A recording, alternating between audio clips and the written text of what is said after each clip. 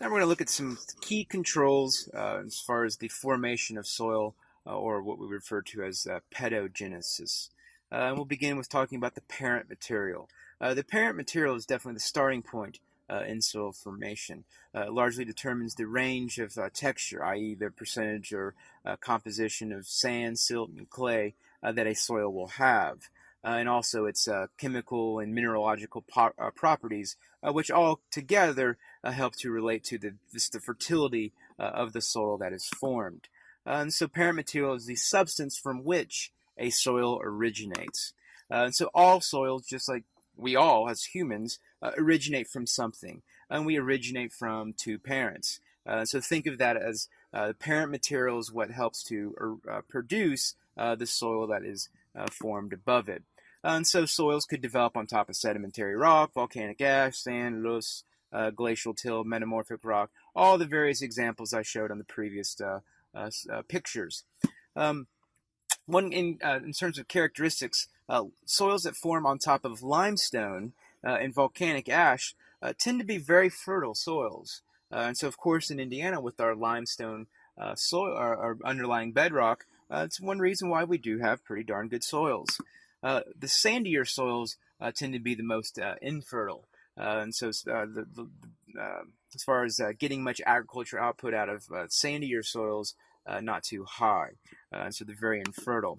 Two different types of soils that are definitely very relevant to Indiana are first off, residual soils, which that's where the parent material is the underlying bedrock. And so the soil was formed from that underlying bedrock. And so the soil that you find there, much of the composition of sand, silts, and clays are from that underlying bedrock weathering away and staying in its place.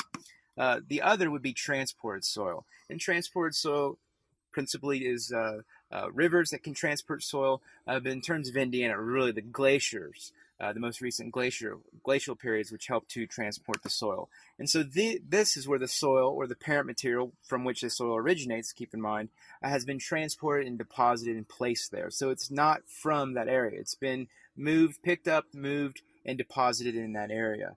And so two distinct types of soils, residual soil and transported soil. So where in Indiana would one find residual soil, and where would one find transported soil? Another key control regarding soil formation is time, and it takes centuries and a millennia to change. And this is very much geological time, very long, 100 to 1,000 years to create just 1 inch of soil. Like I said there. The older soils tend to be less fertile than younger soils. Older soils just mean that they've been there for a long time. And so typically they would be what we would also refer to as residual soils. And so residual soils also tend to be older soils. They've been there for a long time.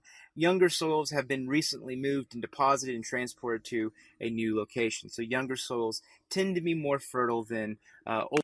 So where in Indiana would I find younger soil, and where would I find older soil? Climate is also very important in the formation of soil. And so this helps to determine the types of plants and the animals that live there, but also is very integral in the formation generally of soil. The best soils are found in temperate climates with seasonality, climates where it's not so freaking hot and so freaking wet, but also not too dry, not too cold, somewhere there in the middle. And so grasslands and forest lands are typically what we find in those temperate climates, and so these have very rich O and A layers. You don't see as far as the tropical or polar regions having that rich O and A layer. The worst soils would be the tropical climates because of the heavy amounts of precipitation. They get a good amount of leaching. We looked at that as far as an example of that in the Dominican Republic on a previous slide. The worst soils also would be desert climates, and we looked at an example of that as well. And so obviously the dryness, the lack of vegetation, the lack of movement of particles helps to create a very, very poor soil content. And very minimal flora and fauna, and so that's why the O and the A layers are so minimal. Next up is slope. Slope's important as far as the types of soil that will form there. And so think of this as the angle or the gradient. So steeper slopes have very poor developed soils. What happens there is simply the movement of water is much faster, and so that it has more erosive capabilities. And so what happens there is as water removes nutrients from that area, whereas flat areas tend to be less susceptible to erosion, but also water tends to be more spread out and stays at that top layer longer instead of water just quickly being removed from that top layer on a steep slope. Also important is the orientation. Is it facing to the north, the south, the east, or the west? And so the direction the slope is facing influences the soil temperature and the moisture. And so in Brown County, where they have these steep slopes that face north, you see these cluster of these pine trees. And these pine trees like those cooler climates, the lower sun angles that they would find on a north-facing slope, because the sun angle is more intense on the south side, the south slope of those hillsides in Brown County. Somewhat related to climate is climate and vegetation is the role of flora and fauna, or plants and animals, on the composition of the soil below. And so organisms definitely have an influence on a area's soil as they furnish that humus to those top layers. Different vegetation types, as we've shown in those various images, affect soils differently. And so grasslands have a different effect than deciduous forests, which have a different effect on coniferous forests. And also you got bacteria and fungi, which are also very critical to breaking down nutrients and changing the composition of soil. And so they're also very much important. These microorganisms, these smaller, very harder to spot, but definitely have a large and important role.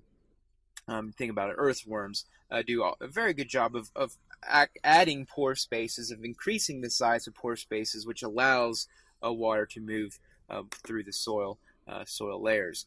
Also, you get these bacteria and fungi, which break down dead plant material, break it down and change the composition of the soil as they then secrete that broken down material. And when we compare grasslands to forest lands, grasslands are actually better soils than forest lands. And we'll take a look at this here on the following slide. Grasses on the left, forest on the right. Grasses have a large fibrous root system, which adds large amounts of organic material throughout the upper layers of soil each year. And so you can see a larger A horizon here. And so what we have is we have the roots of these grasses. And what the roots do is they go deep and penetrate deeper below the soil. And so the soils formed under the grasses have a thick, darker colored surface horizon. In contrast, in the forest on the right, leaves fall on the soil surface and add organic matter on top of the mineral soil below. This results in that very thin, dark colored surface layer of organic material over lighter colored layers below. And so, taking all of what we've learned, the best soils that we would find in Indiana would be found in this red box here. So this is a map showing prairie and hardwood forest, prairie being grassland, the rest of the state being primarily hardwood forest as far as native. What would be there if ag wasn't in the way, if humans weren't here. And so this area represents Benton County, Indiana, the best soils in Indiana. Why are they the best? Well, first off, they're young soils. And so younger soils better than older soils, and they formed from recent glaciers. So they're transported soils. They're formed in a grassland area. This is a flatter area due to glaciers, so it doesn't have the slope issues, and it also is the driest area in the state, and so it's not going to have a good amount of leaching. It's not going to have a good amount of that organic material leaving those top layers. Therefore, the worst soils in Indiana are found here in Crawford County.